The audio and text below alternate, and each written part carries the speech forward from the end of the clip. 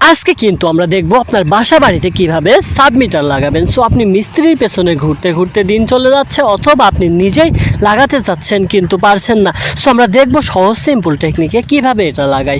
So দেখুন এখানে দুইটা লাইন কিন্তু আলাদা আলাদা ভাগ করা থাকে। সো আমরা একটা লাইন সোর্সে থাকে এবং আরেকটা লাইন লোডে থাকে। লোড বলতে আপনারা যেই লাইনটা ব্যবহার করবেন সেখানে যাবে, এবং সোর্স বলতে যেইটা আপনার ডাইরেক্ট কারেন্ট লাইন আসবে। সো এই যে মাঝখানে যে দুইটা লাইন দেখতে পাচ্ছেন, মাঝখানে লাইনে কিন্তু মাইনাস লাইন যায়, অর্থাৎ আর্থিংয়ের যে লাইনটা সেইটা যায়, এবং দুই পাশে দুই কোনায় মেন লাইন যায়। সো আমরা জানবো যে কিভাবে কোথায় মেন লাইন যাবে। সো এইদিকে এই যে লোডের যেই অপশনটা দেখতে পাচ্ছেন, এই জায়গাতে কিন্তু আপনার এই কোনায় মেন লাইন যাবে এবং পরের অংশে আর্থিংয়ের লাইনটা যাবে, এবং ওই সাইডেই সেম একই কাহিনী।